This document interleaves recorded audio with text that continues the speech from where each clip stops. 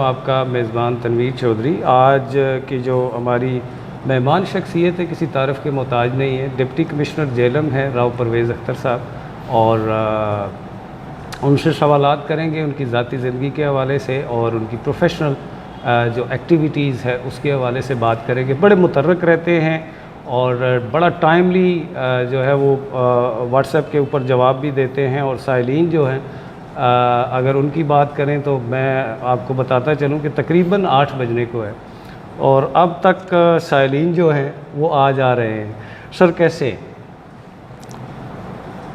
ये अल्लाह ताला की करम नवाज़ी होती है कि वो हमें कोई इज़्ज़त देता है, कुछ नवाजता है हमें जी। तो मैं इसको इस अंदाज़ से लेता हूँ कि ये हमें अल्लाह ताला ने मोहलत दी है। बेशक कि इस मोहलत में हमें लोगों के लिए कुछ करना है।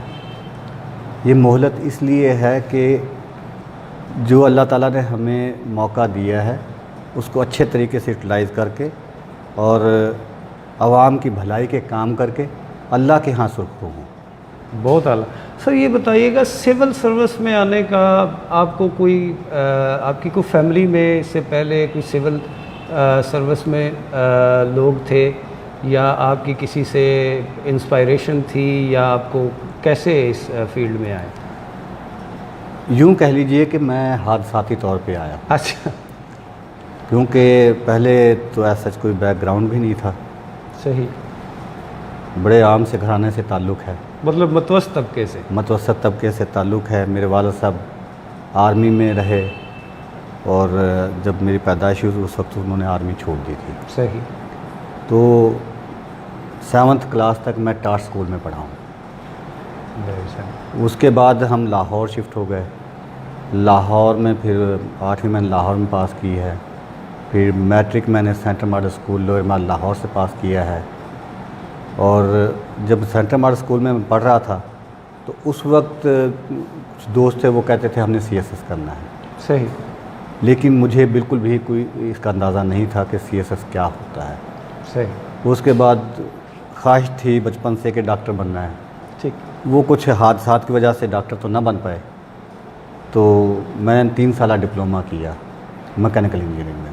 सही। जब मैंने पहली जॉब की तो वहाँ पे एक लड़के से मुलाकात हुई। उसने मुझे सिलेबस दिखाया PCS का। सही। वो मैंने जब देखा तो मैंने कहा कि यार ये मैं कर सकता हूँ।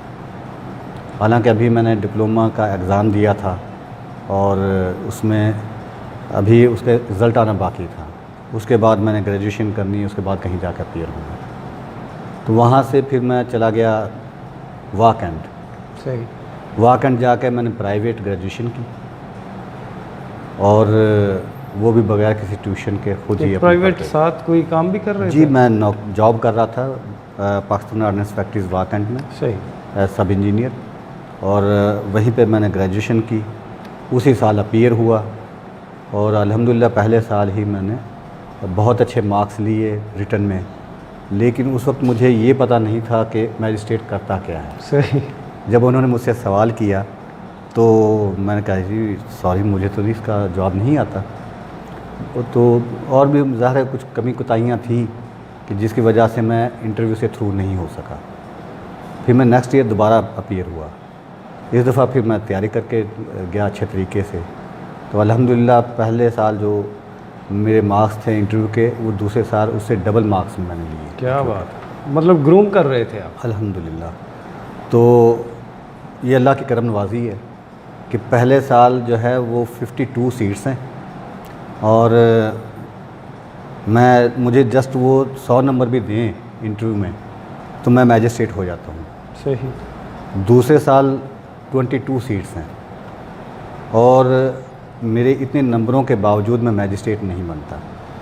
सेक्शन ऑफिसर का मेरा नंबर बनता है। लेकिन ये मैं अपने वालिद साहब अल्लाह ताला उन्हें गरीक़ रहमत करे उनकी दुआओं के सबब ये हिस्ट्री में जो PPSC की हिस्ट्री है उसमें पहली दफ़ा और आखिरी दफ़ा सीटें इंक्रीज़ की गई। 22 से 42 हुई। मेरा 37 नंबर था मेरिट पे और मैं इस तरीके से मैजिस्ट्रेट बना। माशाल्लाह, बहुत आला। इट्स मीन कि आप एक मतवस्त तबके से तल्लक़ रखते हैं, को मतलब कोई इतनी बड़ी शाहाना ज़िंदगी नहीं थी और आप एक आम बंदे का दुख समझते हैं। हमने देखा कि नॉर्मली ये होता है कि जो अफसरान होते हैं या जो भी ब्यूरोक्रेसी होती है वो नॉर्मली 5 के बाद दफ्तरों में मिलते नहीं हैं। नंबर 2, हमने ये भी देखा है दफ्तरों में कि अफसरान के पास और ख़ास कर मतलब जो सुपीरियर अथॉरिटी होती है इंतज़ामी अमूर के हवाले से, अगर डिप्टी कमिश्नर की बात करें तो बड़ी कोशिशों से इस दफ़्तर में आना पड़ता है, बड़े मसाइल होते हैं। आपसे पहले जो डिप्टी कमिश्नर रहे उनकी भी बड़ी तारीफ़ है, वो भी बड़े एक्टिव थे और आवाम दोस्त थे। आपको भी हमने देखा कि आप आवाम दोस्त हैं और 7 साढ़े 7 बजे तक आपके पास साइल आ रहे हैं और किसी को आप मौके पे हमने देखा कि आप साइन करके दे रहे हैं, उनके मसले मसाइल सुन रहे हैं और मोस्टली हमने ये देखा कि आप जगहों पे विज़िट करना भी चले जाते हैं। तो इसके पीछे इस बैकग्राउंड का होना काफ़ी है या कि आप किसी को अपना उस्ताद भी मानते हैं, जैसे आपका वालिद हो या वालदा हो या किसी की गाइडेंस? जी बिल्कुल, इसमें सबसे पहले तो ये है कि जो सर्विस में मेरे सीनियर्स हैं उनसे हमने यही सीखा है कि मौका का मुलाजा करने से बहुत सारे चीज़ें आपके सामने आ जाती हैं, सही, जो आप ऑफिस में बैठ के उनको परसीव नहीं कर सकते। बिल्कुल ऐसे ही। इसलिए बहुत ज़रूरी है कि जब भी कोई चीज़ ऐसी आए मौका ज़रूर मुलाजा कर लें। बिल्कुल ठीक। मौका मुलाजा करने से बंदे की असलियत, मौका ख़ुद बोलता है कि जनाब हकीकत क्या है। Yes of course. तो हकीकत तक पहुंचने के लिए ज़रूरी है कि आप फील्ड में निकलें और लोगों से आपकी जो कम्युनिकेशन है उसमें कोई गैप ना हो। कम्युनिकेशन गैप जो है वो मिसअंडरस्टैंडिंग पैदा करता है, नो डाउट। और कम्युनिकेशन गैप ना हो तो अच्छी अंडरस्टैंडिंग डेवलप होती है और उससे आप जो मसला है उसका सही हल तक पहुंचाते हैं। बिल्कुल सही है। सर ये बताइएगा कि आप ज़ाहिर है कि काफ़ी डिस्ट्रिक्ट में रहे होंगे, सबसे ज़्यादा टाइम किस ज़िले में आपने गुजारा या सबसे एक अच्छा टाइम जो है क्वालिटी टाइम किस ज़िले में आपने, किस ज़िले को आपने ज़्यादा पसंद किया?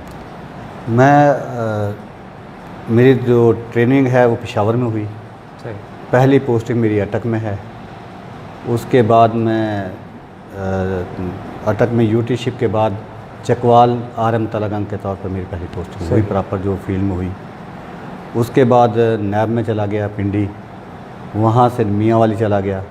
तो नैब में सर अब कितना अर्सा रहे? नैब में मैं थोड़ा सही रहा था। खुश थे? नहीं, खुश नहीं था, लेकिन ये था कि उस वक्त मैं चूँकि CSS की तैयारी कर रहा था तो उन्होंने मेरा बहुत अच्छा ख्याल भी रखा, लेकिन ज़ाहिर है वो मेरे मिजाज के मुताबिक नहीं थी। सही सही। ये वो ज़माना है जब 2000 का ज़माना ठीक है, तो वो तो बड़ा वर्ष किस्म का टाइम था उस टाइम। वो मेरे मिजाज से मुताबिकत नहीं रखती थी वो चीज़। तो उसके बाद फिर मैं साहिवाल चला गया, साहिवाल से फिर फैसलाबाद, फैसलाबाद से विहाड़ी, विहाड़ी से ननकाना, ननकाना से गुजरात, गुजरात से फिर उकाड़ा, उकाड़ा से लाहौर। तो फिर सर्कल में आ रहे हैं। लाहौर से सियालकोट, सियालकोट से अगेन लाहौर, लाहौर से अब गुजरांवाला और गुजरांवाला से अब यहाँ मेरी पोस्टिंग हुई है। तो ये तकरीबन मैंने पंजाब का ज़्यादातर हिस्सा मैंने देख लिया है। सही। इनमें जो मेरा ज़्यादा टेन्योर अगर आप कहें तो 2.5 साल मैं मियांवाली रहा, बहुत अच्छा वक्त गुजारा अल्हम्दुलिल्लाह। हालांकि हमने सुना है कि वहाँ पे बड़े क्रस्ट किस्म के बंदे हैं, दूर-दराज लोग, रिमोट एरिया है, आने जाने के भी इशू होता है, क्योंकि मेरा आबाई गांव जो है वो कसूर में है, तो वहाँ से कुछ 6-7 घंटे उस ज़माने में लगते थे। अब तो टाइम फ्रेम कम हो गया, सड़कें बेहतर हो गई हैं, लेकिन मेरा अल्हम्दुलिल्लाह बहुत अच्छा वक्त गुजरा। और उसके बाद दूसरा बड़ा टेन्योर मेरा विहाड़ी में है, वहाँ पे भी अल्हम्दुलिल्लाह बेहतरीन वक्त गुजारा है मैंने। एज असिस्टेंट कमिश्नर विहाड़ी था मैं, फिर असिस्टेंट कमिश्नर गुजरात में 2-2.5 साल रहा हूँ, वहाँ पे भी अल्हम्दुलिल्लाह बहुत अच्छा वक्त गुजारा। सर शादी कितना अरसा हो गया आपको किया? शादी को हो गए हैं 2002 में हुई थी, तो आज 18 साल हो गए तकरीबन। मैंने भी इसी सन में की थी। जी जी। Very right. तो सर उम्र कितनी हो गई आपकी? मेरी 47 एज हो गई। माशाल्लाह, आप लगते नहीं है वैसे। थैंक यू जी, ये थैंक फॉर नहीं कम्प्लीमेंट्स। तो इसके पीछे क्या कोई वॉक वगैरह ज़्यादा करते हैं आप? नहीं, इसमें ये है कि मैं खाता कम हूँ, अच्छा, मतलब कम खाते हैं, हेल्दी खाते हैं। कम खाता हूँ और काम ज़्यादा करता हूँ, तो उससे ये है कि वेट गेन नहीं करता। सर ये बताइएगा कि आपकी जो जॉब है, जो नेचर ऑफ जॉब है, हमने देखा है बड़ा लॉन्ग टाइम है। जी। मैं समझता हूँ आपको चंद घंटे घर जाने के लिए मिलते हैं। हमने देखा आप मोस्टली जो है मंडियों में चले जाते हैं, सुबह वहाँ पे चेकिंग हो रही होती है, वहाँ पे आपके फ़ोटो जो है वो सोशल मीडिया पे आ रहे होते हैं, नेशनल मीडिया पे आ रहे होते हैं। एक बंदा जो 5 बजे, 5:30 बजे, 6 बजे मंडी में होता है और 9 बजे तक दफ्तर बैठा रहता है, तो क्या हमारी जो भाभी हैं वो मुतमिन है आपसे? लड़ाई नहीं होती? ये हर किस्म का वक्त देखा हमने जी। और जब मेरी बतौर डिप्टी कमिश्नर यहाँ पोस्टिंग हुई है तो उन्हें मैंने बता दिया था। वैसे भी चूँकि पहले भी एज असिस्टेंट कमिश्नर हमने ऐसे ही काम किया है सही। और काम से ही इज़्ज़त हम कमाते हैं। अगर काम नहीं करेंगे तो कौन हमारी इज़्ज़त करेगा? डेफिनेटली सही। ठीक है। तो मैंने उन्हें समझा दिया था कि अब ये हमारे जो वक्त है ये कौम की अमानत है बिल्कुल सही। और ये मोहलत है, इसमें जितना ज़्यादा हम काम कर सकते हैं हमें काम करना चाहिए और उसके लिए अगर अल्लाह ताला हमें इज़्ज़त दी है तो इसके साथ सैक्रिफाइसेस भी हैं। हमें सैक्रिफाइस करना होगा और आपको भी सैक्रिफाइस करना होगा और अल्हम्दुलिल्लाह वो बड़ी अंडरस्टैंड करती हैं इन चीज़ों को। रादर वो ख़ुद भी ऐसे ही प्रोग्रेसिव माइंड की मालिक हैं और पहले FM 95 पे वो दर्स कुरान देती रही हैं माशाअल्लाह। और फिर इस वक्त जहाँ मेरा घर है वलेंशिया टाउन में, वहाँ पे भी वो ऐसी एक्टिविटीज़ में इन्वॉल्व होती हैं।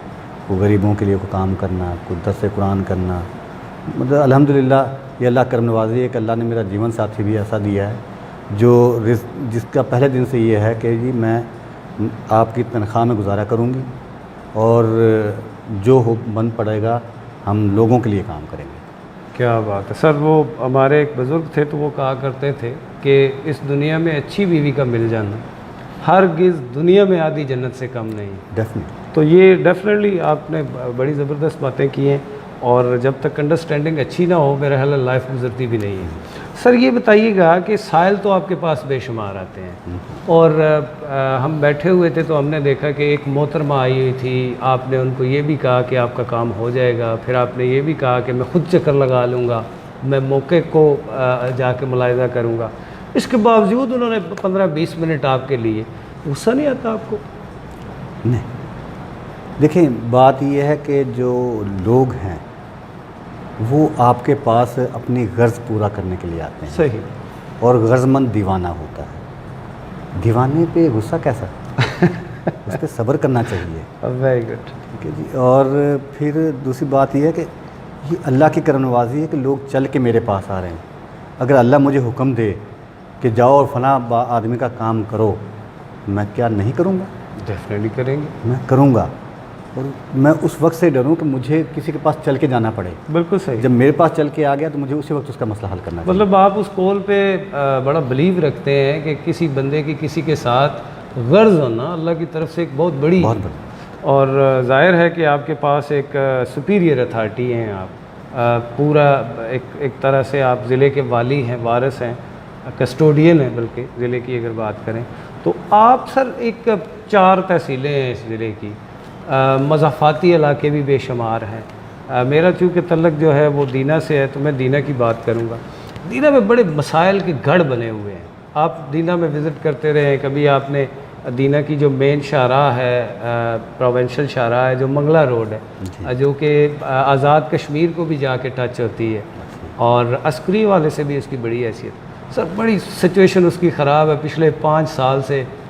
मतलब अगर हम पंजाबी में बात कहें तो ऐसे ही है कि अगर किसी ने लस्सी बनानी हो तो वो उस रोड पे ट्रैवल कर रहा है। तो उस हवाले से कोई थोड़ा सा फिर सर जो बल्दिया है वो ठीक से काम नहीं कर रही। वहाँ पे हमने देखा कि रेडी बेशुमार रेडी बान हैं, थड़ों पे लोग निकले हुए हैं और थोड़ी देर के लिए ऑपरेशन होता है, 2 घंटे 3 घंटे बाद फिर ही वो सियासी इन्फ्लुएंस है या क्या कहानी है, वहीं पे वहीं आ जाते हैं। इसमें अगर आप बाहर जाएं तो आपको ये पता चलेगा कि वहाँ ज़्यादातर इख्तियारात लोकल गवर्नमेंट के पास होते हैं। यस। और वो किसी से इन्फ्लुएंस नहीं होते। बिल्कुल सही। वहाँ जो पॉलिटिशियन है वो ग्रास रूट लेवल से ग्रो करके ऊपर आता है। सही। अनफॉर्चुनेटली हमारे मुल्क में ऐसा मुमकिन नहीं हो सका। कई दफ़ा कोशिशें हुई हैं, अब फिर कोशिश जारी है। दावा है लेकिन वो अब फिर कोशिश जारी है कि जी लोकल गवर्नमेंट को स्ट्रेंथन किया जाए। सही। अगर हम लोकल गवर्नमेंट को स्ट्रेंथन करने में कामयाब हो जाते हैं और जो हमारे मसाइल हैं जो गली मोहल्ले के, वो लोकल लेवल पे हम उनको रिज़ॉल्व करने में कामयाब हो जाते हैं तो ये बहुत बड़ी कामयाबी होगी। और ये होना ऐसे ही है।